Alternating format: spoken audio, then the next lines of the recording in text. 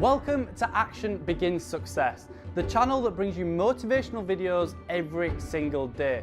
If you like this video, make sure you're subscribed to the channel and have notifications switched on to receive daily motivational videos. I hope you have an amazing and positive day. Enjoy the video.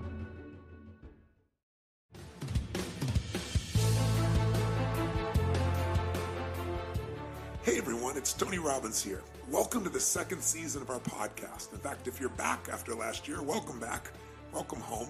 And if you're not, let me tell you what this podcast is about. I'm obsessed. I hope you are too. I'm obsessed with wanting to find the answers to what makes the difference in the quality of people's lives. I've always been fascinated to see people that have been given everything. You know, tremendous love in their family, tremendous education, economic advantage. They're looked out for in every way. And oftentimes the people you give the most to are become emotionally or psychologically weak, not strong. Often they find themselves fighting their way in and out of rehab, even though they had every kind of love and support you can imagine. And then you see the opposite, don't you? You see people out there that life has just stomped all over, who've been abused mentally, emotionally, physically, sexually, anything you can imagine. And yet, rather than live in the story, which they had every right to do, something inside of them won't settle. Something inside of them is so hungry, becomes so driven, because the pain, the disappointment, the frustration doesn't stop them, it drives them. And they create the most extraordinary lives, not only for themselves, but they become an inspiration to all of us as well. I'm also equally passionate about business. And a lot of this, 75% of the people that come to my live events are business owners, because I think people who want to live life on their terms are attracted to what I do, because they're looking for what are those edges. And where I found those edges to help people grow their business 30 to 130% or more, what's gotten me to be able to coach multi-billionaire clients like the Mark Benioffs of the world from Salesforce.com, or Peter Guber, who owns the Golden State Warriors basketball team, the LA Dodgers. He's got 52 Academy Award nominations. Paul Tudor Jones, one of the top 10 financial traders in the world. The reason I've got to coach them is because I have found answers from the very best on earth. I didn't make them up. And so the purpose of this podcast is to bring you the greatest minds that I know of in the world, the people I consider to be mentors and friends who have insights that can truly change the quality of your life and your business. Now, this podcast, even though I'm passionate about it, almost never came to be because I got a challenge, probably the same one you do, time. It's like when my team came and said, we'd love to have you do a podcast. I was like, guys, are you kidding me? I mean, I'm running around like a crazy person. Approximately every 4 days, I'm either on stage or on a plane or a train and a helicopter in direction towards one. I go to 12 to 15 countries a year. I see about 200,000 people last year, to give you an idea. And, I also have 18 companies, 12 that I actively manage. And of those 12, we have more than 1,000 employees on 3 continents and 6 different industries. I think 7 now, actually. And, and we do over $5 billion in sales. And I started out with no business background and no even desire to do it. But I did have an obsession with wanting to find a way to do more for other people than anyone else is doing, to find a way to add more value. So I want to bring you those people. And of course I want to do the podcast, but it's like, where do I do this in my spare time? And so I first told my team no. But then, people kept talking to me about a program I used to do called Power Talk. And I did it for about half a decade, where at that stage of my life, I interviewed all these brilliant people, and it's still a favorite product for many people. And I thought, well, I could do this. I could bring the greatest minds to you if I could get some leverage. And so last year, the way we did it is we created our co-host who did the actual physical interviews. I set it up and gave people the frames and the follow-up. And that was Anna, and she did an amazing job. I'm very grateful to her. But this year, I'm going to do some of the interviews as well, and I want to mix it up. And I thought, who better to do this than my own personal right arm, the woman who I pitch and catch with every day, woman who's one of my best friends on the face of the earth, and for Bonnie Pearl, her best friend on the face of the earth, and somebody who literally knows what I know. She's the person, along with Diane Adcock, who runs my creative department. Mary Buckite is her name, or Mary B, as she's affectionately known to all the different partners and employees and associates we have all over the world. Mary is the person that we're constantly brainstorming together to figure out, how are we going to take this message and tighten it? How are we going to strengthen it? How are we going to get through to people here in China, different than people in Australia? And so we literally have times we travel the world together with our mission, and we have times that it's 24/7, those nights, those all-nighters as well. So I thought she would be the perfect person to do this, because there's also not somebody who knows me better, knows my thoughts, can help me extend this and get this information to you, but also not anybody on the face of the earth that I respect or love more as well. So with that ado, let me introduce to you. Oh, and I should give you her background for 1 second, then I'll introduce you to Mary. And that is, she was a Division I extraordinary athlete, captain of her team in soccer, and tremendous softball player. And then she left that to go to work with ESPN, and literally she launched so quickly. They gave her some of the most important interviews. One of the first interviews she did was with a young man just coming to the NBA called LeBron James. So they gave her some really interesting and challenging pieces. And then after 8 years there, she left to go work with a gentleman who's one of the world's great adventurers, who literally explores the earth everywhere.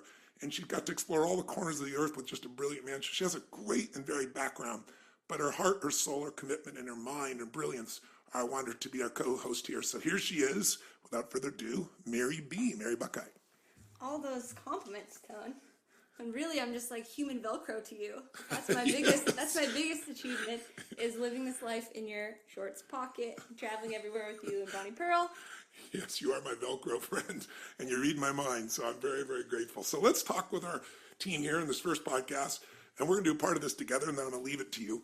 But let's start with, let's talk about who this is and why are we bringing this person out for our interview for the first part of the second season.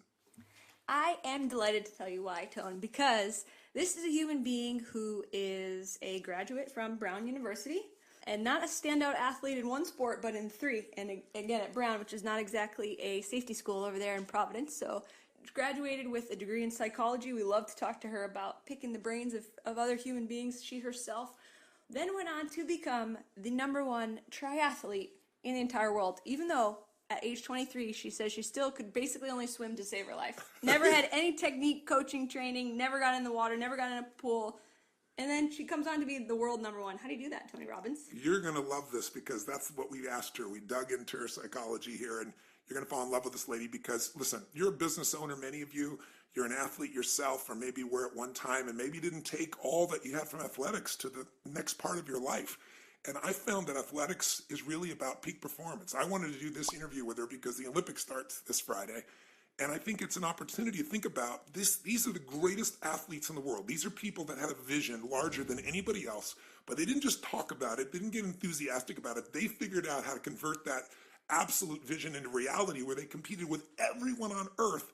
And now they're coming to this final competition. There's very little that could be more inspiring. But to hear this woman who couldn't even swim, barely keep her head above water, deciding, just making that decision, just like starting a business, just like saying I'm going to take my company public, or I'm going to make $1 million or 10 million or $1 billion. There was no reason that she should be able to feel certain she could do this. But she made the decision within herself, and then she went on the journey.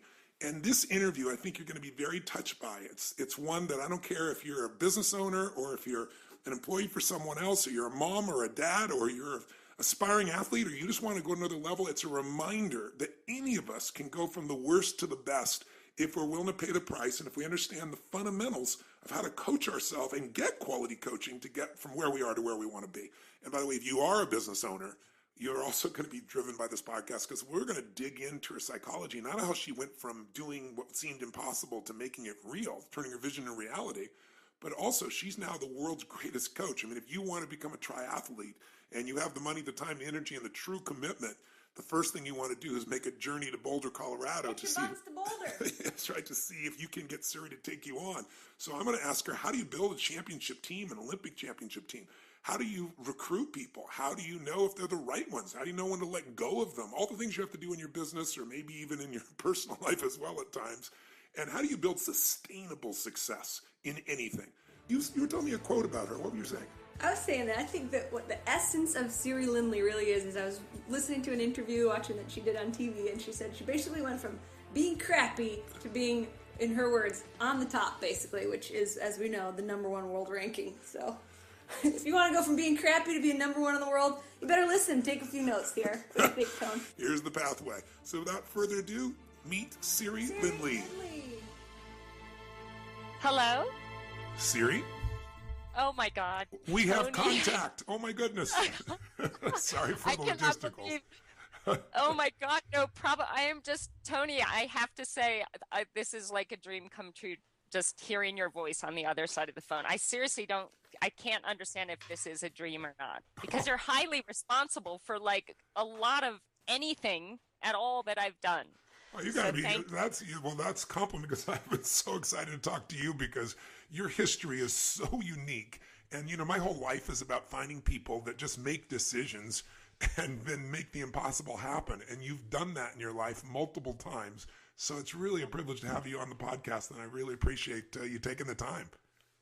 Oh my God, it's such a great honor. So really, thank you so much. I mean, a lot of what I learned from you helped me to have the courage to make those decisions that I had to make. So really, thank you very, very much. Well, you're very kind. You give me more credit than I deserve as all your hard work. But No. let's jump into it right away here. I've kind of done an introduction in advance of you here to kind of save you some time, but let me just repeat it for those who might just be joining. You are a human being that has done things most human beings would think would be impossible. You go to Brown, you're a 3-sport athlete. Give me the genesis of this decision, because, a lot of our listeners are business owners, and they've got to make decisions where they can take what seems to be impossible and make it possible. It's the same metaphor. They've got to build teams. They've got to recruit people. They got to know who are the right people. They got to figure out how to inspire them and motivate them to follow through. They got to build a culture.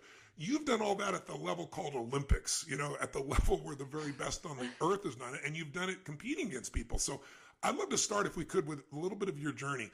Yeah, I heard, and as I understand it, that at one stage, even though you're not a swimmer, you decided you're going to become number one in the world as a triathlete. Tell me how this comes about, and tell me the role that maybe coaching played along the way, because I know you had a pretty extraordinary coach. Yeah. Well, in the beginning, so I had been a 3-sport athlete, field hockey, ice hockey, and lacrosse at Brown University, and I loved it, and that was amazing. But there was something inside of me, I think, that I've always kind of doubted myself, and I've always been afraid and a little bit insecure. And I think part of my journey was that I needed to do something that was going to show me what I was capable of on my own, without a team around me. Like as a team, you win a game and you know that you were a part of it, but you don't really know how much of an input you had towards that win. And so when I learned about triathlon, I had a friend that was doing a triathlon, and she asked me to come watch, and I had no clue what it was. And I showed up, and I saw all these people of different ages and different sizes and different abilities, and I just thought it looked like the most incredible challenge. These people pushing them to the limits just to find out what they were capable of. So I started training for it, but I didn't know how to swim. The only swim I'd ever really done was swanning with my mom, which is like keeping your head out of the water, because she has this beautiful blonde hair and she didn't want to get it wet, and so she'd just like do breaststroke with her head out of the water. So when I got in the pool the first time and I had told my friend, look, I really want to do triathlon, she took one look at me and thought, oh God, this is going to be a big project. I didn't really tell anyone how far I wanted to go or what I was dreaming of. But as time went by, and I had been training for a few months, and I was a complete disaster basically in all 3, I just knew, in my heart and in my gut that I had to do this, and I had to take this as far as I could possibly go. And I told my mom that I wanted to be the best in the world. Which is crazy. She kind of laughed at me because she had seen me practicing. So when your mom doesn't believe in you, it's not very promising. Exactly. So that was a little scary for me, but I thought, no, I'm still going to do it. And I flew out to Colorado. I'd been living in Massachusetts at the time, and I flew all the way out to Colorado because I wanted to do a race where no one knew me. And I did this race, and the first thing, they line you up, and you have to kind of put yourself in the group of your same ability. But I had no idea about what swim times were or what 100 meters was. And so they asked me, what lane are you in? And I said, I don't know. And I was getting all nervous, and all these people were lining up behind me. And they said, you've got to tell me, are you a 120 per 100, 130 per 100, 140? And I'm like, I don't know, just 120. And I got myself in this lane because I didn't understand what that meant. And oh my God, it was like all these amazing swimmers with these like triangular backs, and they looked so fit. But I was such a dork at the time, and I still am, that I was so eager to have my best race that I just stood right up at the front of all these, gods with these triangular backs. It started the race in front of them. and got absolutely pummeled on the swim. And it was just like, it was the scariest thing, but it was awesome because after about this swim was done in a pool. And so I was just getting pummeled every time they went by me. But the great thing was that when I was only halfway through my swim, they were all done. So I actually had the whole thing to myself. I was just so excited. My mom standing on the side of the pool with my spandex pants, which again, terrible mistake. I'm trying to get in my spandex pants and I'm all wet. So I get on my bike and I'm hammering away on this, heavy 100-pound bike, but loving it. And, but people are looking at me funny because I'm grunting and groaning and obviously don't know what I'm doing. And I get off on the run, and I was thinking, okay, I'm used to this. I run up and down a field in field hockey and lacrosse. I'm just going to do what I do out there. And I was just doing these flat out 100-meter sprints as hard as I could go to the point that gagging and I'm huffing and puffing. And I covered the whole 5K like that, just these 100-meter sprints followed by a gag and didn't notice a thing. I crossed the line. I was just so thrilled. And my mom was there. She had packed up everything in the car and she's like, okay, let's go. And I said, wait a second. The awards are at 1:00. Like, we can't leave now. And she looked at me like, oh my God. My daughter was like, of course I didn't get an award. I was literally, probably last place. And I got home that night. Well, actually, that day I was just on cloud nine. It was like the greatest challenge of my life. And I'd just been totally inside myself the whole entire race. But that night I got in bed and I closed my eyes and suddenly all the disgusted looks on the people's faces, like watching me like, oh my God, why is that girl even trying to do this? Like, look at her. That's so embarrassing. And oh my God, she's got a spandex pant halfway down her leg and the other one up by her, and all the faces that I didn't really pay attention to during the race, but suddenly they were all flooding back into my mind. And I just broke down in tears. I was so upset. And I went into my mom's bedroom and I woke her up and I'm bawling. And she said, I know, honey, it's okay. Like, there's so many things that you're good at. Don't worry about it. I have never wanted anything so bad in my life. Wow. And it was in that moment that I just, in stating it to her, I already knew in my heart, but there was just something about being so terrible at something and all my insecurity, I was able to put it away during the race, but it all kind of came back with the looks on people's faces and that memory. And that actually really, really motivated me to just want to become, first of all, just proficient in this sport that I so desperately wanted to be good at. Well, you just hit on, when people ask me what is the single most important ingredient of the most successful people I've ever met in the world, and everybody wants to know, like, what's the one thing? And of course, life, it's never just one thing. But if you had to pick one, I don't care if it's, Sir Richard Branson or Serena Williams or Hugh Jackman or anybody who's the best in the world at what they do, it's hunger. And you just described that again. I always share with people, intelligence is so incredibly valuable. Physical strength and skill is so valuable. But there are a lot of intelligent people who can't fight their way out of a paper bag. It's that hunger that makes you just go far beyond anything you can imagine. Where does that hunger come from in you, do you think? I think it comes from, for whatever reasons in my early life, lacking the confidence, feeling like I wasn't really important enough and almost feeling like I didn't belong in this world because I wasn't good enough or there was no reason for me being there. It's kind of obviously as kids, the things we go through and how we perceive the things that we go through really affect our perception of ourselves. And but so many people, can I interject for you that series? So many people will look at that and they'll be destroyed by it. It's like disappointment either destroys you or drives you, right? And for most people, they let it destroy them. What is it in you that, in spite of all that pain, I understand the pain that helped to drive you, but why did you convert into drive as opposed to giving up, which is what most people do? I think I was just so desperate to feel good and to feel safe in my own body and to feel like I belonged. And I was just desperate to be happy. I wanted something different than the way that I felt. I was so uncomfortable in my own skin and so uncomfortable in the world that I was in.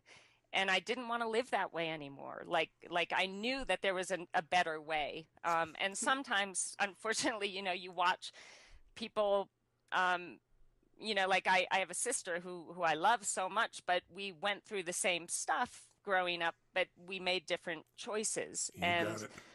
and Yeah. sometimes I feel guilty in a way that, I've been so blessed in my life, but I do feel that it is a choice. You have to make that decision. I don't want to feel bad anymore, It's beautiful. and yeah, so that's where the hunger came from. And it was more just, I mean, first and foremost, wanting to just appreciate and like myself, um, Yeah. So, and yeah. feeling safe, because I didn't really feel safe, in my life anywhere else. And I at least wanted to feel safe in my own skin. Wow. I think, for women especially, most men have no clue. I ask men very often in seminars, how many of you have been worried for your safety at one point in the last 6 months? And usually I get 3 hands, maybe 5 hands in a room of 8,000, 10,000 people. I ask women, how many of you have had a concern for your safety in the last 6 months? 99% of the room raises their hand. And so it's interesting that you converted this. So what you felt this sense of, is it the strength that gave you the safety? It was a sense of mastery. I'm just curious. I think, I don't know that I went into the sport saying this is what I'm going to get out of it. Got it. I know that at the time, I was living my life out of a place of fear all the time. And I think the biggest transformation in me throughout the whole process of doing the sport was that I started really loving what I was doing, because I was gaining confidence, and Yes. I was, doing something that was making me feel good about myself. And so then I started focusing on living my life from a place of love, if that makes sense, Oh, that's and beautiful. saying, I'm gonna be afraid, I still get afraid, but I would rather just take steps towards, doing the things that I love and trying hard and being productive and being proactive and focusing on the things that I love, and having that be the major theme in my life, and keeping the fear at bay, You're saying the fundamentals that are true to be a champion in a sport, but also be a champion in business, to be a champion in your own life. I mean, facing fear and then finding a way to find your passion or what you love so it grows. But you didn't love it to start with. You just had the drive to start with. Tell me, if you would, I know you had a very special coach. Tell me the role the coach played. And did you ever think this is going to be impossible? I mean, you made this decisive decision, but tell me a little bit about what the road was like, the training road for this, because most people, I think, overestimate what they're going to do in a year, and they underestimate what they can do in a half a decade or a decade or a couple decades in life and in business. So, you got to put the time in. But tell me, how did you find your coach? How important was your coach? And where was your head at? And what role did the coach play? Because today, you're one of the best coaches in the world. For those that don't know it, if you want to become a triathlete and you have any intelligence and you ask around, you're going to be flying to Boulder, man or woman, to be trained here if you can. And you can hear by Siri's mindset and attitude how much people love her. She's beloved in the community besides being respected. Some people are respected but not loved. You're respected and loved. And it's so obvious why, getting a chance to talk with you right now. But tell me a little bit about your coach. Yeah, Siri, I'm going to pop in here. It's Mary B. And I listened to, Tony and I listened to a previous interview last night with you. And I was touched when you told someone else, you went from, quote, being crappy to, quote, on top, basically, which that's another little glimpse into your humility. On top, basically, you didn't say it, but you were world number one 2 years in a row. Yes. Being crappy to world number one. What did Brett Sutton have to do with that? Well, okay, first of all, thank you so much. That's like the greatest compliment of my life, and I'm going to save that forever. So thank sweet. you. And I'm just so lucky that I just really love what I do, and it's such a privilege to be able to work with these amazing athletes.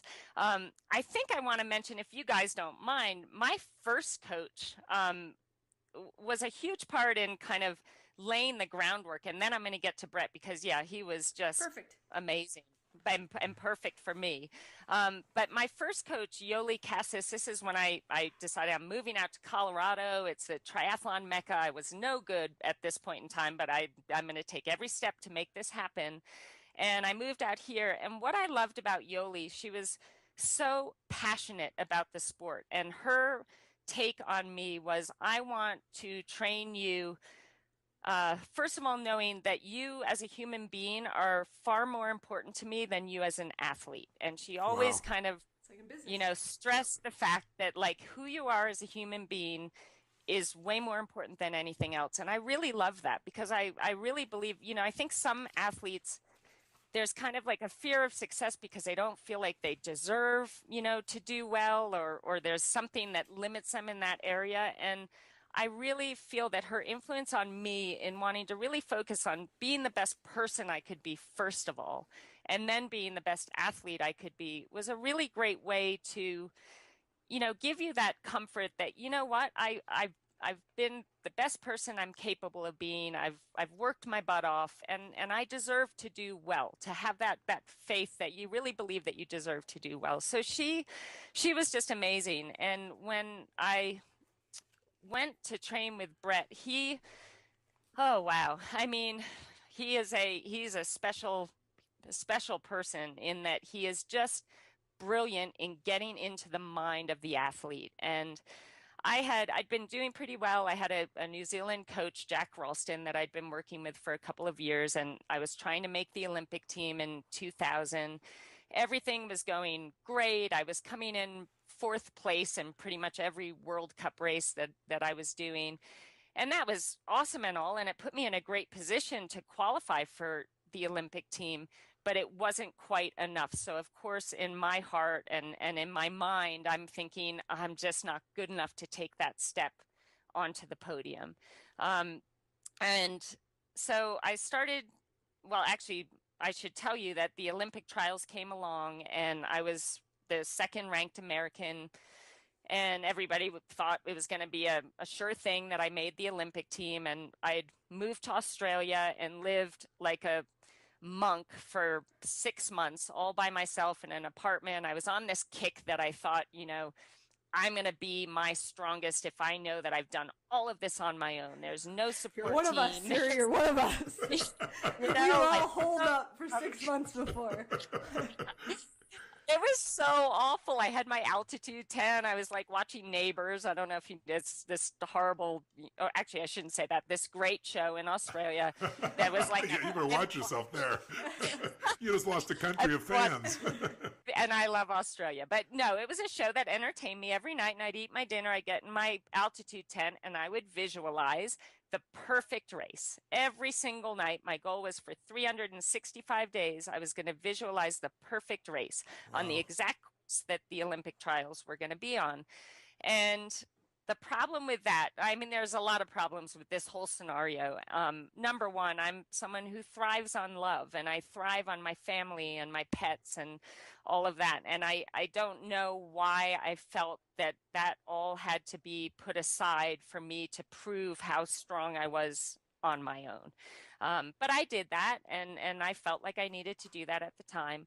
But when I got into the Olympic trials race, the gun went off. I dove into the water, and within 200 meters, somebody had swum right over the top of me and dunked me under the water, and I lost touch with that group, the front swim group. Oh. And in my visualization for 365 days prior, this never happened.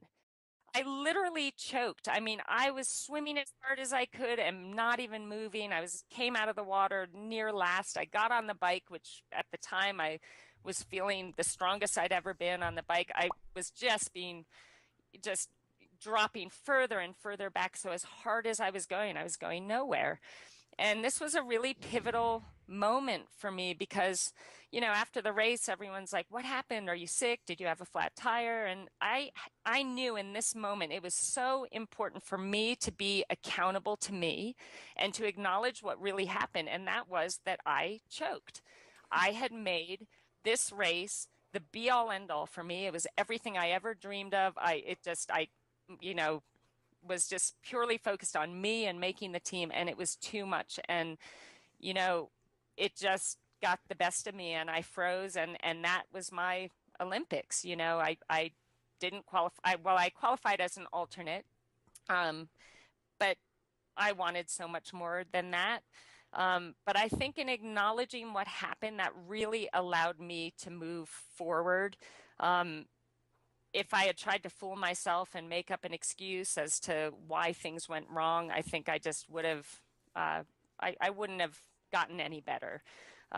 So I acknowledged that I choked, and at that point, another one of the athletes that I used to race against, Loretta Harrop, who's Australian and watches Neighbors, she felt really bad for me. I think she knew how badly I wanted it, and she wrote me a letter and said, "Look, if you come and train with my squad and my coach, I know he can turn things around for you and help you achieve what you deserve to achieve." And so I wrote him right away. I thought, wow, this is an incredible, honor to be invited.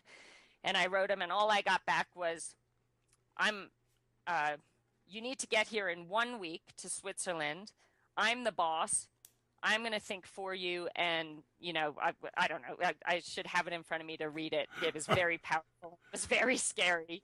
And so I flew home to the United States and literally, packed my bags and moved out to Switzerland to train with Brett Sutton. And here's the incredible, like I'd been training, I thought I had been training hard, but it was nothing like when I got there. And I think what he wanted to do with me, and maybe I'll explain if you guys are willing to listen to like my first couple of days. Yes. If I make. Yeah, please. Because what you're describing is this idea that so many people have the delusion of it. I always say the difference between a wantrepreneur, wantrepreneur versus an entrepreneur is they all think their ideas are what matter. They think that if I just visualize, that's enough. And you and I both know visualization is an important part of training. But that's not enough. I mean, if this visualization didn't come close, if you don't back up your affirmation with discipline, you're deluding yourself. And it sounds like this entered you into a whole other realm. And every business person I know usually gets into business with the purest heart, with a clear visualization, with a great dream to help and save the world, or, bring a product or service there and make a difference. But those ideas are not enough. Ideas are, a dime a dozen. It's the people that can execute, right? The people that can get themselves to do the things no one else does. And that's what you had to do. So when you started training with him, did it look, what was your mindset? I think I saw a video or an interview, one of them with you a week ago, where you were describing it, that when he was wanting to do the impossible. Is my memory right about that? Like every single day. I mean, the first day, none of my bags arrived, only my bike. And so I'd been on the plane for 10 hours. We had a 2-hour drive. I arrived and he said, "Put your bike together. You're doing a wind trainer session downstairs with Loretta Harrop." And I said, "Oh, well, Brett, I don't have any clothes. Like, I literally just have the clothes that I traveled in." And he said, "Well, you have your bike, so there's nothing stopping you. Get your bike set up and go downstairs. I'll see you there in 30 minutes. And so I had to go down in my travel clothes and my Converse shoes and got on my bike and had to do this 2-hour, like, horrendous bike session. And the horrible thing was, I got down there and I'm like, "Oh, cool, Loretta's here. I can feel like a little safe because my friend's here." And I walked into that room. She didn't even look up at me. She had her head down. She's hammering away on the turbo, doesn't even say hello, doesn't like laugh at the fact that I'm in my travel clothes riding my bike. She just ignored me because she was in the middle of the session. And I'm like, oh my God, I'm so taking scared. every ounce of herself just to get through it, probably, right? Yeah. And I guess, that's what I learned. That's how we do things. It's laser focus. You do the session, you get it done. So I did that session. Then it was time to go to bed. I mean, this was pretty late in the afternoon. So I woke up the next morning and the plan was we're going to ride 25 kilometers down the mountain to the 50-meter pool. And I thought, oh, cool, great. I can see if my bike's if my bike's working.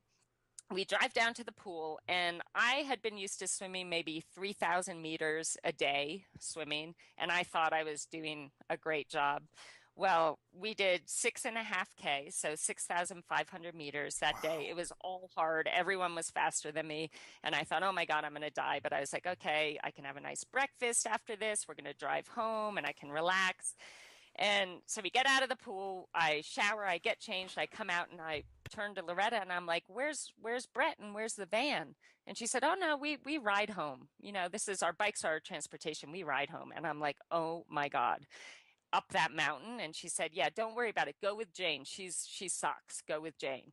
So I'm like, oh God, like this is just crazy. But I'm like, thank God I can go with Jane. And Jane apparently sucks, which is a terrible thing to say. I must say she's a little bit harsh. But So we start riding up the hill, and Jane proceeds to kick my butt. I mean, she drops me within 5 minutes, and I'm like, oh my God, I can't even keep up with Jane, who supposedly isn't very strong. So we ride 25K back, and that took, about an hour and a half because it was just up this huge mountain. I get home, I get in the bath, I eat a big lunch, and there's a knock on the door, and it's Brett again. And I'm like, oh my God, like I'm going to die if he asks me to do anything else. And he said, it's time to run. So come on upstairs. I'll meet you in 10 minutes. We're leaving then. So I go upstairs. I've got my big water bottle. I put it on top of the car, and I'd forgotten something down in my apartment. So I ran downstairs and came back up, and my water bottle it had like one sip left in it. And I was like, guys, who drank my water? And Brett said, you don't need that. You should have drank enough in between sessions. You're not allowed to have water during sessions. So I'm like, okay, oh God. So we get back in the van. We go back down to the bottom of the hill, 25 kilometers. And he says, okay, everybody out, lets us out of the car. And he said, I'll see you back at home. And we had to run up that mountain 25 kilometers on the same day when I had done more than I've probably ever done in one single day. So I got home that night eventually, hours later.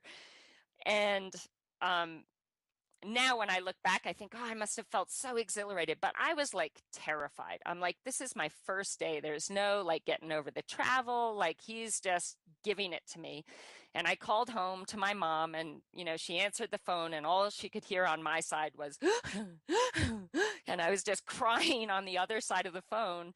And she said, listen, if you can't hack it, come home, but just do your best and see how it goes. Well, so that day, we basically every day after that was nearly exactly the same kind of a challenge that seemed so impossible and scared me to death, where I'd be shaking before the session. But each day I was able to finish it, and I was able to accomplish whatever task he laid in front of me. And what was so brilliant about that was that what he was doing is he knew that every day he was scaring me to death.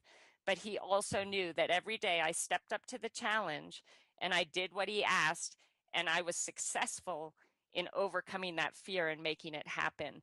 And I tell you, that was just the most powerful thing I could have ever received from that experience, because my problem was I didn't think I was tough enough. I didn't think I was strong enough or, brave enough to make these amazing things happen. But over a 3-month period of time, I was proving to myself through his guiding me that I could.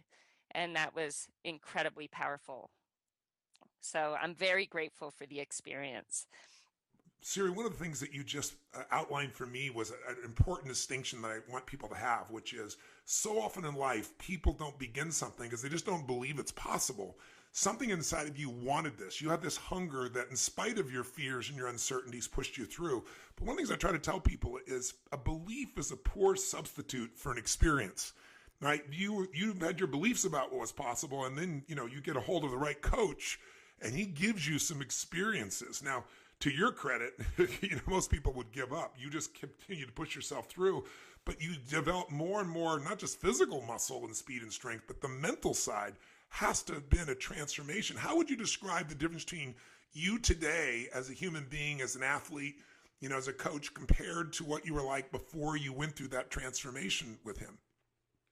I just feel like such a different person on the inside, because I'm happy to live in my own body. And I mean, the mental side of things is it's so critical. And for so long, I was just self-sabotaging, in everything I was trying to do. I was self-sabotaging, not to the point where I wasn't trying and giving 100% effort, but where I would let myself fall into bad patterns of, doubting myself or thinking too much about what everyone else was doing and, not keeping all the focus on me. And I think now, I mean, just like what you were saying, I believe that if somebody wants something bad enough and they're willing to do all the work necessary to make that something happen, that anything is possible. And I believe that with all my heart, because I'm living proof of that. So I'll never This doubt. is the whole reason we wanted to interview you, because you are such, because it's so rare. You know, most people who become athletes are such extraordinary athletes, at least early on, people see them as such, or they've been training in a sport for their entire life. They don't make it all the way through college and then decide you're going to shift sports to one where you don't even know how to swim. It's just like, I mean, you are such a delight in this area. There's this quote by Michelangelo, and it's, I saw the angel in the marble and I carved until I set it free. Yes. And as a coach now, I use that quote every time I'm thinking about taking on an athlete that wants to be coached. And right away, I put that quote in my head and I think, do I see the potential in this person? Even it's like looking at me when I first started the sport as like this disaster who had no skill whatsoever. But if I could just feel something or see something that would give me that vision that I believed in. And I think that we all have that ability to have a vision for ourselves in our future. And then it becomes about making the choice to make that happen, to do whatever it takes to make that happen. And that means facing your fears. It means, breaking patterns that always, lead you the wrong direction. It's a matter of, changing the things in your life that need to be changed to set you up for success, and to be okay with failing. Everybody has this fear of failure, but the way I see it, every time I failed miserably, I grew so much, and it made me better able to achieve greater things in my future. So you almost need that failure. I'm not saying, I want failure for my athletes, but I think we grow so much more through the failures than we do the successes. And so being okay with failing and understanding that that's, 2 steps back, 3 steps forward, is crucial. What you're talking about is exactly the same for the business owner. That's, their capacity to be able to face their fears, their capacity to step back up from all the disappointments, their capacity to, compete in the marketplace and lose and still get back up. I mean, you and I both know that's everything. But I think so many people relate to athletics, but they don't relate it back to their own lives very often. They just look at you as this super extraordinary human being. But you're bringing up another question that I want the listeners who own businesses or are part of anything. One of the things we have to do is decide who we're going to spend time with. And in business, we got to decide who we're going to hire. And so, what do you think that he saw in you there back in Australia that was making him willing to bring you on, even though, quote, by your description, you're a disaster? He must have saw something else. And what is that thing? If you're looking for someone, you're going to decide you're going to commit to coach them. You're going to bring them into your company, so to speak.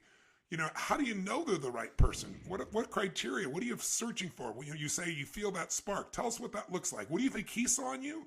Have you ever asked him? And what are you looking for to make your choices about who you're going to bring into, your family, so to speak? Yeah. So I finally asked him actually after I retired. I said, Brett, why in the world would you take on someone like me? And he said, Siri, I was watching you do a race in Australia. You were in probably 42nd place, and you're in the last 400 meters of the 10K run, and you were absolutely killing yourself trying to catch 41st place. Wow. He said, I saw that and I thought, I want to coach that girl, because it's that hunger. And and I guess he felt, the fact that I was in 42nd, that I didn't just think, oh, my race is over, this stinks, I'm in 42nd place, but it was like, no, I can be better than 42nd. Yeah. I want to go for 41st. Yeah. And so it's that hunger, and it's that, that desire. I think, I tell my athletes when they go out to do the biggest race, of the year, like the Ironman World Championships in Kona, I say, all we want today is for you to go out there and try to be better than you were yesterday, and to race your race and be the best that you can be in as many moments as possible. And if they do that, success is inevitable, because you're not thinking about, oh my God, I'm halfway on the bike and I'm in, 20th place, my race is over. You're just in the moment. You're making the most out of every single moment. You're executing to the best of your ability. You're staying positive and enthusiastic, and you're just looking to have your best performance on that day. So as far as, taking on athletes, I think some of the crucial characteristics are having that hunger, having that passion, having a really solid work ethic, having respect for their teammates. And actually, one of the most important things is having that appreciation for this amazing opportunity that they have to train at this level, to race at this level. The fact that we have, you know, 2 arms and 2 legs and we're able to swim, bike, and run, having that appreciation for the everyday and all the things they're able to do every day. Because I think that's key. It's feeling like what we're doing is actually, it's a great privilege to be able to do this. I know what was my main motivator in races after I started training with Brett, and something that changed, you know, how I went into races.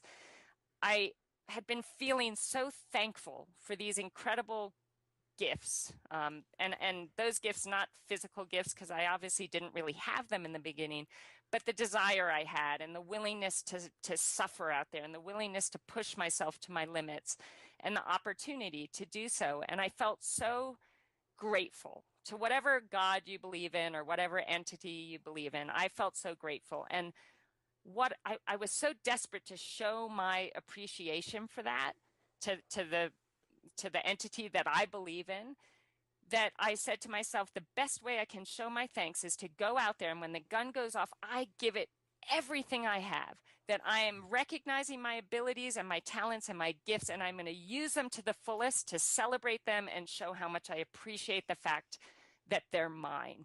And that changed everything for me, because it wasn't about, I have to make this team, I have to win this race, I have to make a paycheck. It was about, I just want to show my thanks for what I've been blessed with or what I've worked hard for, and the fact that I'm able to do this. And I really actually, now that I'm able to be a little pickier in choosing who I want on my team, I want that kind of perspective.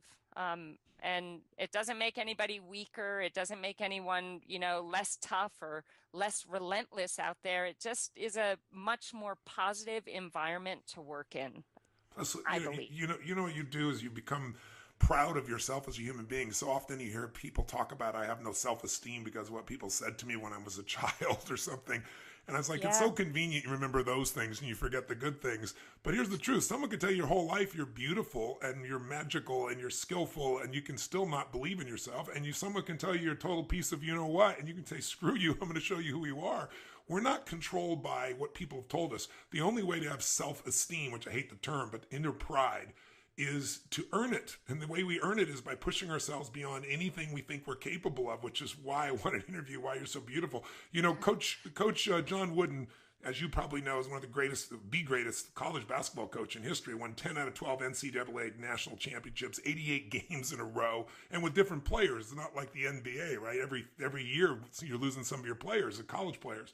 And I interviewed him, and I asked him one time, I said, you know, I interviewed him about 4 times over my lifetime. And I did the last live interview with him, which was very touching. But the bottom line is, I asked him, I said, which team is the one you're most proud of? And it was interesting. I thought he was going to tell me the team of Kareem Abdul-Jabbar, and the one that most people know is the most famous team. And he named a team I'd never heard of. And I said, why?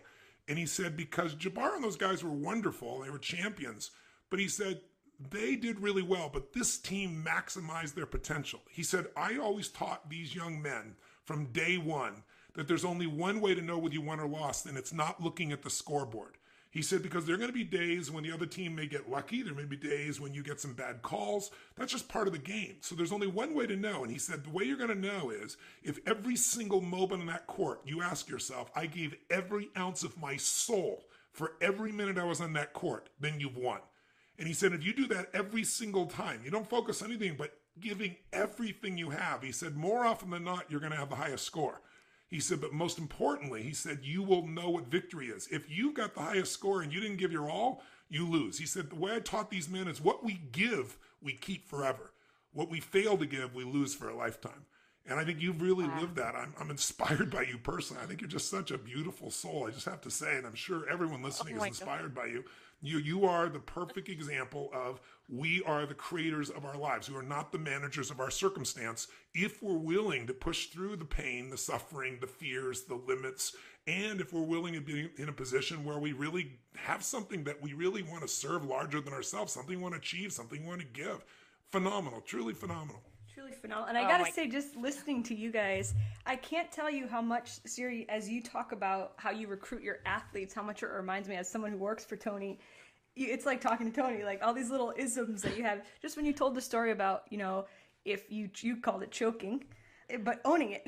And it's like, that's everything. If we screw up around here, the first thing that Tone will tell us, any of his employees, is take accountability, own it, and grow from it. And even just, Siri, watching you telling all your athletes when they get in the pool to have a purpose for practice, not just recording junk miles. And it's like, we don't have a flash meeting, we don't have a conference call, we don't have anything without Tony saying, know your outcome. Like, what's the point if you don't have a purpose, if you don't have an outcome, if you don't have a point?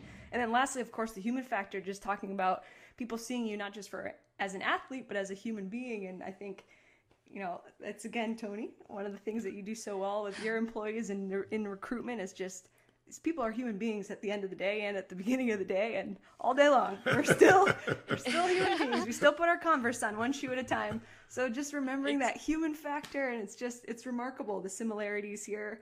Sarah, you also just so touched by your humility. I'm sure everyone listening is, but it's a rare thing, unfortunately. A lot of athletes, as they get better, they lose that edge. And I think it's probably what makes you such a great coach is that same caring that your first coach had for you as a person first, you clearly have for your athletes. And I can't compliment you enough. And that's really what's missing in so many companies. Richard Branson has always said to me, he said, Tony, it's your employees first, right? Then you go to your customers, and then it's your shareholders. And that's got to be the order in business as well. And I think when people fall in love with their clients or customers, when they decide they want to do more for them than anybody else, when they become as committed to that, being number one only happens in business when you find a way to do more for others than anybody else is doing. When you add more value, the value that people really desire. And you're doing that as a coach today. Tell me, what gives you the most fulfillment today in your life? Well, this is incredibly fulfilling. And first of all, thank you for all the kind words. And seriously, Tony, I mean, so much of it is from your guidance with the books of yours that I have read. I mean, I can't stress enough just how much they changed my life. And I don't even know what to say. You guys are just being so nice, but I'm incredibly grateful to be here talking to you. So now I've forgotten the question. That's okay. Just saying, tell me what gives you the most juice? What are you most passionate about? What are you most fulfilled by at this stage of your life? And, how is it different than when you were competing? Because that's another challenge for, just to give you an idea, business owners, one of the challenges they have is often they become a business operator. They're so doing everything in the business that they lose sight of the vision. They lose sight of what they're doing, and they never grow the business. You can go, to give you a metaphor, to a hamburger stand. You can come back 20 years later and the same guy's got one hamburger stand, and then somebody else has grown 100 of them, right? And maybe sold them. Yeah. They had a different vision, right? They didn't stop at some place. So I'm just curious. I know you've never stopped. I'm curious, what's different for you today? What fulfills you most today? What are you most passionate about today? And how is it different than when you were competing? In other words, instead of just running my business day to day, maybe I can elevate to a different level where I have more freedoms in my life, but I'm still really fulfilled. I'm still kicking butt. I'm just looking for that metaphor or that example in you in this area. Yeah, I think when I was racing, I was still finding myself, and I didn't really know who I was. And when I won my first world championship, I could have retired right then and there, because there was something that told me I found what I'm looking for. And that was my faith in myself and confidence and strength. But I kept going because I didn't want to be a fluke, and I was just embracing the incredible opportunity. And when I first started coaching, I mean, there was still, now I've gone into this whole new area where I'm guiding these athletes. And when an athlete comes to me, it's like they have their dream, and they're basically like putting it in my hands and saying, I trust you to help me achieve this dream. And when I know what my dream meant to me, it was like everything to me. So I think it's such an incredible privilege when an athlete trusts you with theirs. And so what continues to inspire me today, as it did 10 years ago or 11 years ago when I started coaching and as an athlete, was just wanting to be the best that I can be every single day, not just for me, but for these amazing athletes that have entrusted me with their dreams. And I feel, I'm asking them to perform at higher and higher levels every year because the level of our sport keeps getting better and better. And if I'm asking that of them, then I need to up my game each year too. And so I get passionate about learning and passionate about, studying different sports and reading and, trying to find ways to strengthen myself and what I know and how I can do things. So that constantly inspires me. Siri, I gotta say, you and Tony are like brothers from another mother. Everything that you're saying, I'm laughing over here. I have to interject because I'm like gonna crack up. Tony, there's not one day that Tony doesn't like learn something or read something and he's like, I gotta share this with everyone. And you're like, oh my God. I mean, to be seen as a possible like cousin of Tony's, wow, like that's the ultimate compliment right there. But I think as an athlete, the big thing as an athlete was that I hadn't accepted who I was fully. I came out as gay when basically after I retired from the sport. And that was really hard to carry around this secret and to try and be something that I wasn't. And then, I met my now wife, Rebecca Keat, and fell madly in love with her. Oh, and that's who's awesome. a friend of mine who's also just as wonderful as you. I have to just say, I'd be remiss if I didn't say what a doll Rebecca is. She is, we had known each other for 15 years, but obviously, we were at times in our lives where we didn't even really look at each other in any way except, wow, I just love that girl. She makes me happy. She makes me laugh and, can't wait to see her at the next race. But when she asked me to coach her in 2012, we started working together, and it was really scary for me because I'm someone who, I have very strict boundaries with my athletes, and I had always learned and thought, never ever cross that line with somebody. Love messes with anything you believed before. Even your monk life. Oh my God. I mean, but we just started, somebody put us in the same house together. And I had always said, I will not live with an athlete. So no matter what, I'll live in a tent, but I cannot live with an athlete. But one of my athletes at the time said, look, you're going to be upset with me, but you have the whole upstairs and you're sharing a house. And I'm really sorry, but it's with Rebecca Keat. You have totally your own space. So I was, not that happy about it, but I didn't really have a choice.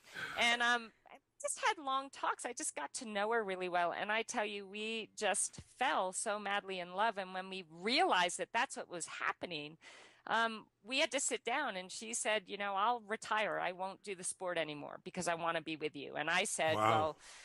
Well, I wouldn't do that because I didn't want to let down these athletes that rely on me. And I said, well, I need to sit all of them down and talk with them about it and let them, voice their concerns or ask me questions. And we did that. And everybody was so incredibly supportive because I've had a lot of, I don't want to say bad luck in love, but I've made bad choices and I've been really hurt. You've learned.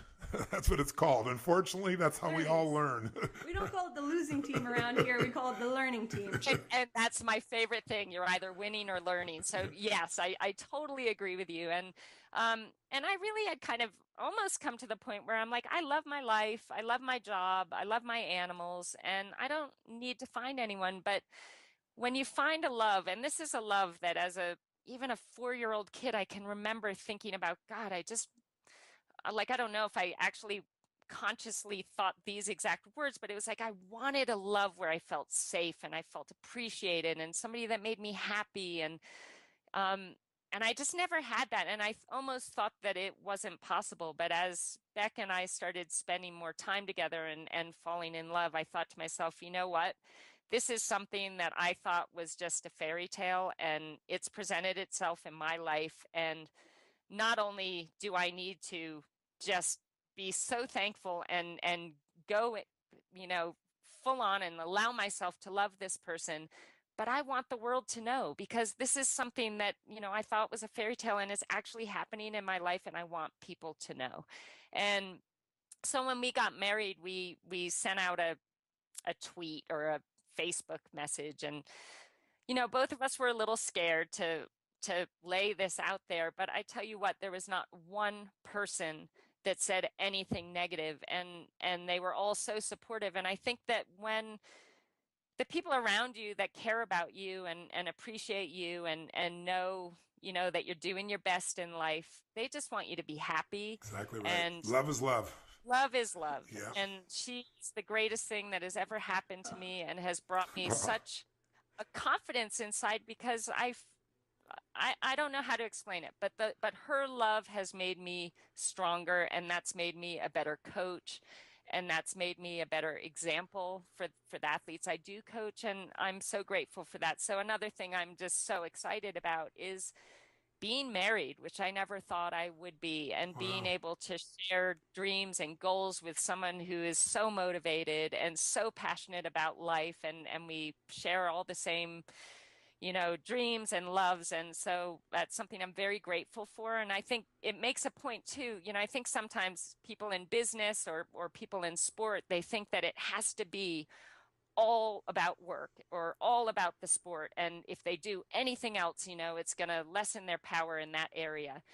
I think I've found that the more I kind of take care of myself too, Yes. the better coach I am for my athletes. That the times when I have just been just fully, it's all about them, and I can wait, I'm not going to take care of myself. They come first.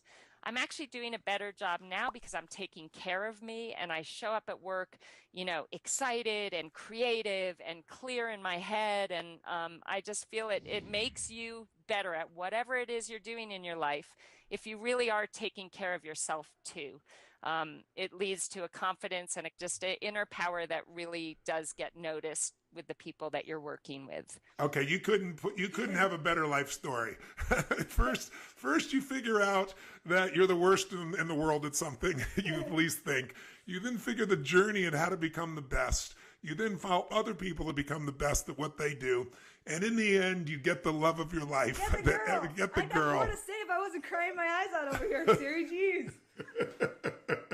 But not only do you get the girl, more importantly, you get the understanding that feeling of love, that feeling of joy, that feeling of being fully alive is a gift inside you to give to others. And you can't give to others what you don't already have inside. And you've been able to give other people the things in the sports side, and you've been such a love. It's so obvious just who you are as a person. And I'm sure that's a giant part of why you're able to coach people so effectively, because they feel so cared for by you that they'll find a better place, a deeper place inside themselves, because they feel you found it inside of them.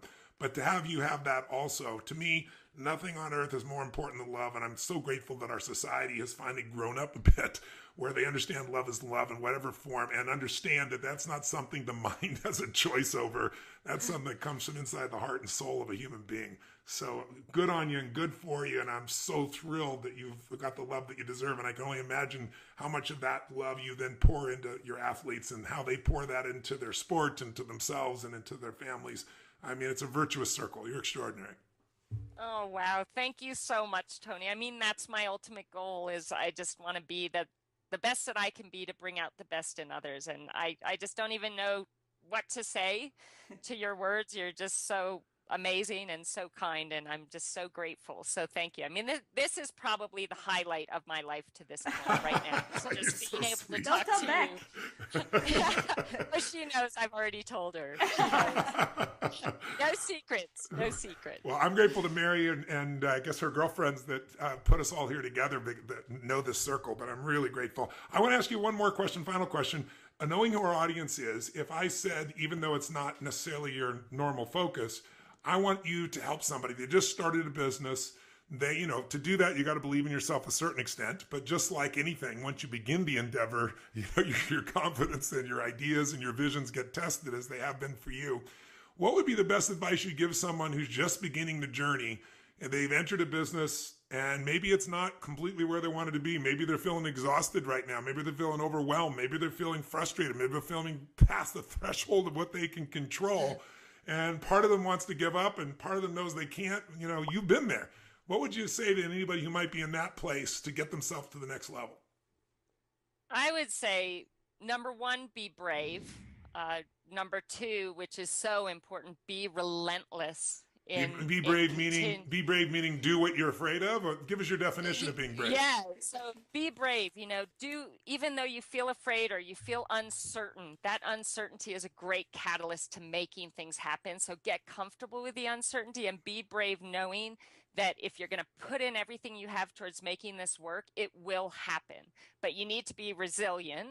And you need to be relentless. Resilience means being able to accept when you get knocked down and pick yourself back up again right away and still have faith and keep believing that what you're doing is going to pay off. Because one thing I found in my life, it's been the biggest struggles and the hardest things that I've had to do that have led to the most incredible, if you want to call it, victories. And I've never actually had a great victory where everything went perfectly. So me either. It's such an important point. That's so true. Never. And so, Never. Be resilient, get knocked down, but you get right back up again and be relentless in your pursuit of making this happen because it will happen. And I believe that the universe, on purpose kind of makes it harder for you to find out if you really have what it takes to follow through with what you want to be doing. So, be brave, which also means believe in yourself, believe in your vision, be relentless, be resilient, and embrace the process. There's no greater gift, I think, than for me being able to look back at where I started. We were just talking about the other day, Tone, about how people, a secret to look at how far you've come, that gap of how far you've come, instead of the gap that I think people often look at. That's a good thing for our listeners maybe to catch on to. Mary and I were talking, brand bouncing ideas back and forth, how to get it across to people that a lot of people in life spend their life in so much stress and they don't feel fulfilled because the gap they focus on is the gap between where they are and where they want to be. And that's useful to look at, right? Because it can motivate us, it can drive us. But if you only live there, you don't have the same level of strength and inner resiliency because you can't build on failure. In the beginning, you're not good at things, right? If you're honest with yourself, exactly. None of us were good in the beginning. And then what happens is gradually you can swap to a different gap and you can gap back.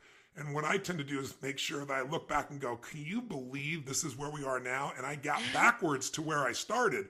And I go, my first speech, is the biggest disaster in the world. My first time trying to start a little company. My first time trying to do this, trying to figure out how, I could make, $1,000 being able to do something. And I just got $1 million to speak for 3 hours. It's like, there's a bit of a gap there.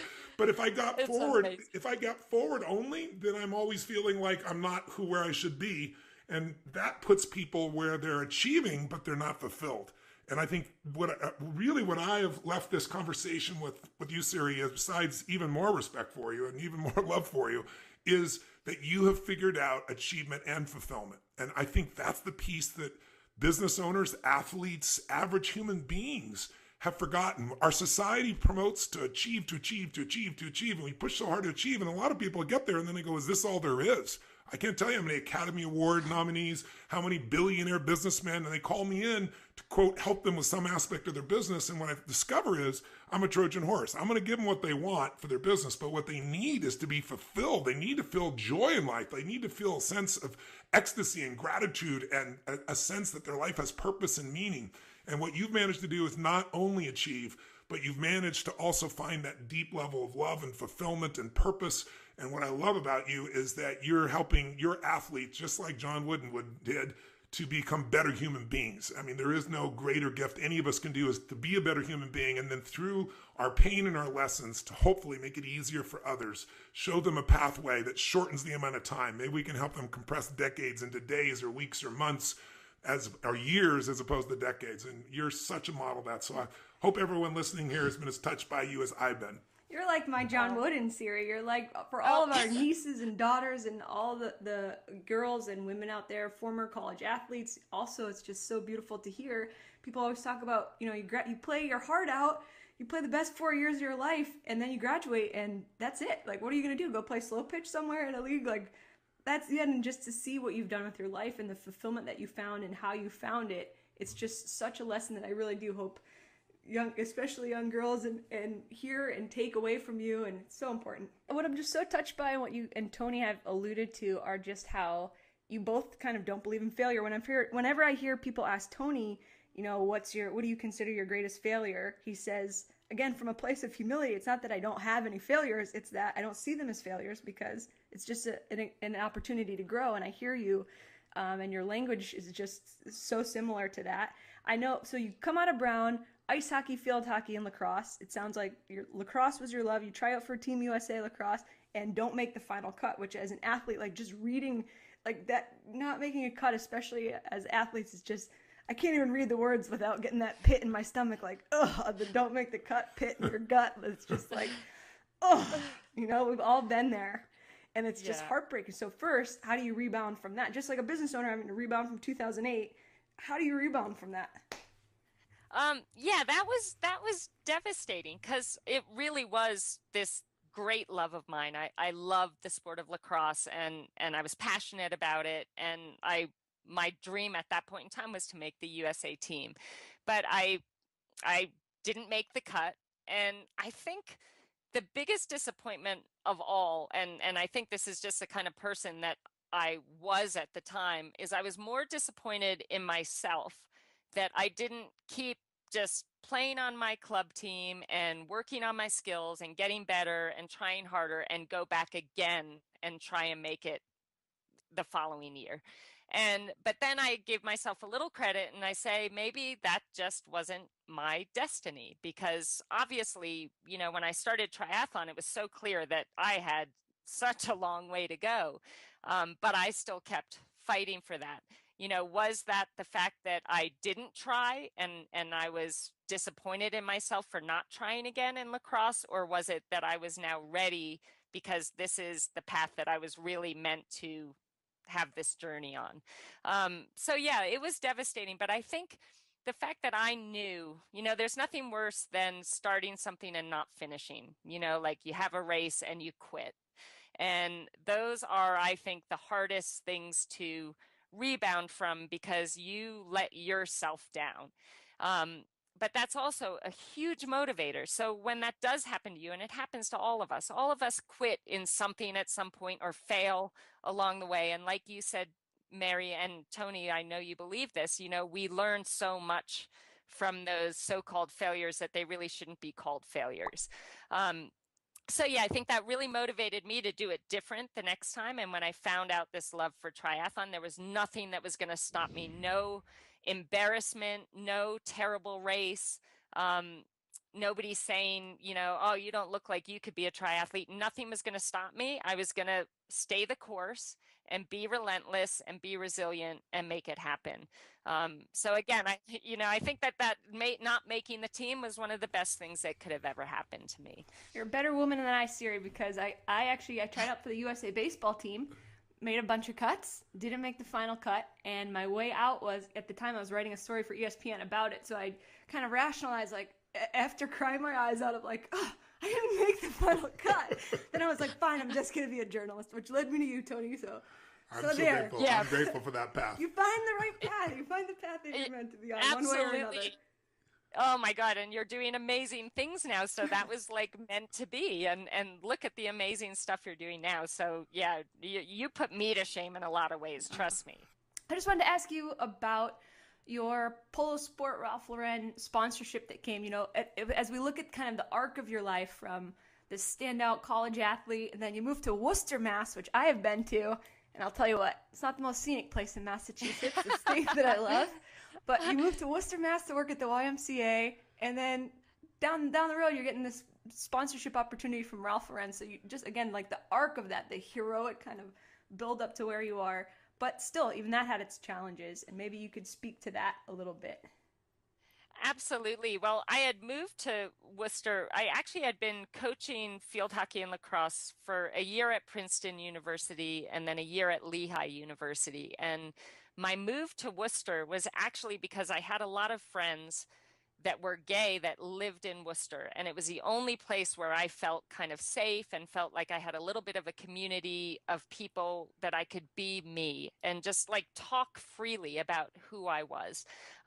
So I got this actually amazing job at the YMCA. And with that came a lot of really down to earth, amazing people that supported me and supported my dream of doing triathlon. So that all was just a brilliant gift. When I hadn't quite made it yet, I had turned professional in 96. I didn't feel I was ready to turn pro, but one of my greatest heroes in the sport, Karen Smyers, who's a multiple world champion, said, Siri, you're ready. Just don't be afraid. Do it. So I turned pro, and one of my college lacrosse teammates actually was working at Ralph Lauren and was running the RLX part of that company, which was the polo sport. And they were putting together like a mountain bike team and a triathlon team. Actually, her idea was a triathlon team because she knew I was doing triathlon, and she said, Siri, I'm going to really try and put this together and make this happen. It ended up being this unbelievable deal. You know, our sport has very little money in it. You know, you can't really make a rich living in this sport. And that's, you know, the people that are doing it because they find it so incredibly challenging, and they love it so much that it doesn't really matter what they can make from it. It's more about what the sport does for them on the inside. And so my friend got me on this team, and because I wasn't very good at the time, and there was another athlete, Tim DeBoom, who also was kind of at the same stage I was as far as, you know, decent, we had potential, but we'd not really done anything significant yet. So they put together this contract that was just unheard of in our sport. I mean, incredible bonuses. If you win a world championship, they're going to, you know, equal the prize money. And at that time, it was like $20,000 to win a world championship. So suddenly now, if you win a world championship, you're making $40,000. And if you won a, yeah, no, but that was huge, yes. You know, just huge. Massive. And if you win a race, they would, you know, equal the prize money. And most races were $6,000 to win it at the time. So I just looked at this, and they were giving you shoes and a bike and running shoes and swim gear, everything you could possibly need. What was the catch? Oh, well, right. So it was all under this RLX umbrella. And I was so excited and felt so incredibly like, wow, I'm so lucky. I went for my interview in New York City, and I was so excited to see my friend. That went great. But I sat down with the person that was in charge of the team, and he didn't outright say what the point of this story is, but he said to me, he said, okay, two things, very important. You need to grow your hair long, and you need to get a boyfriend. He said, everyone on this team is either married or has a boyfriend, and we just need to, you know, maintain that family image. And oh boy. Right at the time, obviously, you know, I'd been living in Worcester, and I was finally really kind of building confidence enough. I turned pro, building confidence enough to walk out of that closet for the first time. To be you. But I left to be me, which was really just was starting to feel so good. But I tell you what, I walked out of that meeting, and I walked straight back into the closet and slammed the door shut behind me. And I for how long? My hair. Oh, I mean, the rest of my career, basically. And I went so far back into the closet that by the time I retired from the sport, I actually got engaged to a man the year after I retired. And because I was still in that kind of brainwashed into thinking this is who I need to be. Ultimately, what happened with RLX is, you know, they didn't expect either me or Tim to do as well as we did. And we both won a world championship that year, and we won a lot of races, and this was totally unexpected. But that's what happens when you actually get support, you know, that really can help you move forward. And they, after that year, the following year, they said, oh, there's a clause in the contract where we can, you know, get out of this agreement whenever we want. And they actually sent that to me in November. So that kind of meant that going into the year where I was the current world champion, I had no sponsors. So wow. that was fun as well. But the lasting effect of that comment, you know, you're thinking, this is where I can make a great living. These people are willing to support me, but they're only willing to support me if I fit into that image that they're looking for. And so that made me feel less than, like, I can't be gay. That's going to prevent me from leading the life that I so desperately want to lead, you know, being successful and being respected. And so it really did. It was really hard on me. And it took until a few years after I retired to say, you know what, I just can't do this anymore. I'm not in the sport anymore. And maybe I'm taking the chance that I've seen all the success I'll ever have in my life because I'm going to be who I want to be, but I'll take it. That's the ultimate success, though, isn't it? Being who you really are, no matter what anybody else thinks or experiences. I mean, what would be your advice? I mean, this just kills me to see human beings who, have to hide who they are. And then, unfortunately, more and more in the United States and other parts of the world, we're seeing a change. There's plenty of parts of the world where, you can put to death for something of this nature. It's just, human beings being human beings. It's insane. But what would your advice be here today to someone who is struggling with, coming out? Would you do it the same way again, after 10 years of, going backwards? And would you go through that? Would you step up? What advice would you give? And I can't wait to hear it, Siri, because I have to say I sat in Tony's Unleash the Power Within seminar in 2006. That was my introduction. And there's a process where you write down your limiting beliefs, the Dickens process. And Tony kind of tells a story of his previous limiting beliefs of, everyone, the generalized limiting beliefs of humanity. Either I'm too young or I'm too old or I don't have enough money or I don't have the resources and for me, I was sitting in there and you write it down in your notebook and then you share with the person next to you. And I remember thinking like, my biggest limiting belief or one of them is like, I'm gay. Like I can't be like this to either my family or my future employers or like, and then I was like, I can't even write this in my notebook because after I write it down, I'm going to have to share with the guy next to me. And I don't even know if I am really ready to like have this be a conversation. And I think it's just like when you have that struggle of like, I don't even know who I am. Like, it feels like it doesn't feel so esoteric to say I don't know who I am when you're like, when you're so strong-willed, and I am too, that there's a part of me that's like, screw it. I'll just marry whoever they want me to. Like, it's not even in a lay down or like a concession, but it's just like, well, if it's the achievement. It's like, if this is what's going to help me achieve this, then sometimes I think we just kind of go blind and it's like, yeah, just you force it one way or whatever. I don't know, Siri. What would you say? Yeah. Well, you're so right. And in a sense, we're rejecting ourselves in that moment and pretending to be something that we're not. But I would totally do it differently now.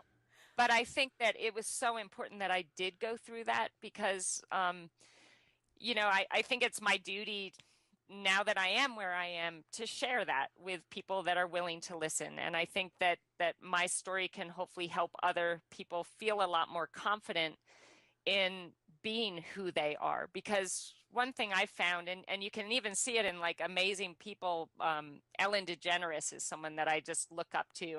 And once she came out. Yeah, we love her. She's a dear friend. No, stop it. Oh my God. Well, she's just like my most favorite celebrity in the world. But to see her, she went through that. She came out, she lost her TV show, went through kind of, I imagine, a tough time, but look at her now, and I feel that when we accept ourselves for who we are, and when we decide, you know what, I'm going to celebrate who I am and be who I am and not let anyone tell me that they don't agree with it. I feel like at that point, when you're willing to give yourself that kind of credit and have the courage to be you, that you can achieve so much more. And so in my being able to share this story, I feel like I kind of like, I achieved some great things, thank God, in the sport, and I worked hard for those. But I feel like your possibilities in your life and what you're capable of achieving become so much greater when you are free and you can be you and you can be authentic and you can, really give all of yourself to the people you choose to have around you and the people that you are, sharing life with. So I think so maybe I wouldn't change the way I went through it, but but I like being able to, I'm writing, actually my book is coming out in September. And one of the things I really wanted to put in that is that how we were in our past doesn't have to be our story forever. Like, you may be in a place that you're not proud of. I wasn't proud of the fact that I was completely in the closet and literally brainwashed myself to actually get engaged to be married to a man when I knew I was gay. But, I finally found the courage in due time to be me, and I changed what my life looked like. I didn't have to live that life. I didn't have to be scared. I didn't have to be shy. I didn't have to lie and say, yeah, I love me, whatever. By being me, I felt like I suddenly had way more ability to achieve the things I really dreamed of. Doesn't it really free up energy inside you that now can be redeployed? The energy that's constantly monitoring to try and make yourself safe or make yourself be in the right place. My experience is, doesn't it unleash that energy for other things? It completely unleashed the power within me. Like, seriously, honestly, it takes, and for me, I'm generally a pretty anxious person, or at least I really used to be. And yeah, having to hide and having to think about what you're saying to this person and how you talk to that person, it's exhausting. And when you finally free yourself of those chains, it's like, wow, I just feel like completely revived and rejuvenated, and like I can achieve so much more. And you just have to stop caring about the critics and say, you know what, like, it doesn't matter. I want to be me. I want to be happy. I want to be healthy. I want to be able to be everything that I dream of being. And you can't do that if you're hiding from yourself. Yeah, it's so true. So many times people say to me, I just don't know how to love myself. I know I need to, but I can't. I always tell people it's hard to love yourself when you're not being yourself. And I think most of us have adapted. It isn't just someone who's living in a culture that doesn't accept you for something like your sexual preferences. People from every walk of life have. To me, that's one of the most extremes and unjust. But people have it based on color of skin. People have it based on whether they have money or not. There's so many things that human beings do, and our brains are trying to do that impossible task, which is make everybody like us, everybody agree with us, everybody support us, everybody love us. And it's just an impossible task. The only thing that matters is the people that you love, the people that, that are closest to you. They know who you are, as you said, and those are the ones that matter. But we have to pull that together. And sometimes there aren't many of those. Sometimes it's you and God, until you start to find the right friend. But they're out there. And I'm hoping that talking about this might stimulate some people to think about, what part of my life am I hiding from myself? What real desire or hunger, or, where am I conflicted? And, conflict is not a bad thing. The difference between the water and the wind is how you get waves. It's a beautiful thing. And that's what makes life feel alive. But if you don't confront it, if you don't uncover what it is that you're afraid of, or what it is you think you have to be, and find the truth that you're enough as you are, that doesn't mean you stay where you are. You might want to improve, grow, expand, transform, help others. But we all have, if we can't have that fundamental sense of appreciation of ourselves, it's really hard to truly consistently appreciate others. And so it affects every relationship we have, but most importantly, it affects our experience of life. So I hope those listening, if someone's in that dynamic of in the closet, I hope that you'll be one more example like Ellen, of somebody who was at the top of her game, was fearful. And in Ellen's case, she actually took the hit. She didn't want to, but she took the hit. But look where she is today, stronger than she's ever been. And she's free inside of herself as much as she is in the outside world. And that's why she's I see her such an incredible soul role model. Mary calls her lesbian Jesus, she says. Oh, yes. Amen to that. I'm taking that. Because she took all the pain for everybody and then made it cool to be a lesbian. It's pretty amazing. Yes, absolutely. Tony had a meeting with Ellen and Portia. And I had, of course, in our preparation, like we always do, hours and hours, just like for this podcast, we're doing our preparation. I was like, Tony, she's like lesbian Jesus. Like, this is all we've got. And so, unbeknownst to me, let Ellen know that that's what I call her. And so, when I did have my moment, my 5 seconds with Ellen DeGeneres, she said, "Bless you, my child. I hear I'm lesbian Jesus." It was Mary's birthday. She got a picture on her birthday with lesbian Jesus. She was very happy. Oh, my God. That's the best birthday present ever. Wow. I love it. So thank you for the gift of your example and the gift of all you pushed yourself through, and all the hard work and all the pain and all the joy that you've brought to so many people watching your victories and watching you grow. And I'm really glad that we have a ticket to your life where we got a little insight today. It's really touched us and inspired us. Oh, well, thank you so much. It was such an honor, and thank you for your continual inspiration and leadership. I mean, you've changed a lot of lives, and I'm one of those lives, so I really am thankful. Tony and Mary, it's so awesome to meet you, and I really hope that I can hopefully inspire some people out there. That would really make me happy.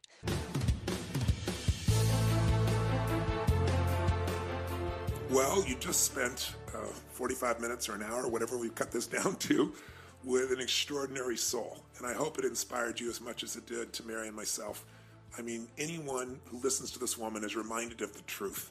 And that is, we are not managers of the circumstances of our life, that we have the ability to be creators, that we can create our life on our terms if we get a clear enough vision, if we can inspire ourselves enough, if we can overcome the fears and limitations within this mind and push through the pain, then anyone on earth who wants it can have an extraordinary business, an extraordinary life, an extraordinary family, an extraordinary level of inner pride that comes when you master yourself and you don't settle. That's my takeaway from it. I'm very inspired by it. I hope you are too, with your business, with your life, with your family. Mayor, what would you take from it? Well, Ton, first of all, since we're on the road so much, I'm not going to cop out anymore when I don't pack my sneakers at the hotel room, and I can't even make it down to the little hotel room gym to, like, lift 5 pounds. This chick on her Converse in Switzerland biking for 42 kilometers. I don't even know how long that is. Yes. So that struck me, of course, and then this idea of, like, just get comfortable with being yourself. Yes. Being who you are, not who anybody thinks you should be, tells you to be, has conditioned you to be. Feel it, grow into it, explore it, settle into it. The freedom to be yourself is maybe the greatest freedom of all, and it's one that you can only give yourself. And that's easy to say when the outside world is not supporting it. But one of the great gifts in life was my original teacher, Jim Rohn, said to me at one point when it felt like nothing was working and no one was responding to me, and I had all these reasons why it wasn't coming together. And he just looked at me and he said, Tony, if you will continue to love, if you will continue to grow, if you will continue to give, your gifts will make room for you. And we all have gifts. And it's beautiful to see this woman's gifts. And I hope her gifts have inspired you to reclaim more of them today, every day, and to create the life that you deserve. God bless. We'll look forward to seeing you at the next episode of the podcast. Till then, live strong and live with passion. Thanks for watching this Tony Robbins motivational video. Down in the description below I've listed my top 3 Tony Robbins books, so make sure to check them out. It'd mean the absolute world to me if you could like this video, and if you have any questions or comments, drop them just below. If you want to see our most recent video, click here, or for a totally random video, click here. Once again, thanks for watching, and I'll see you in the next one.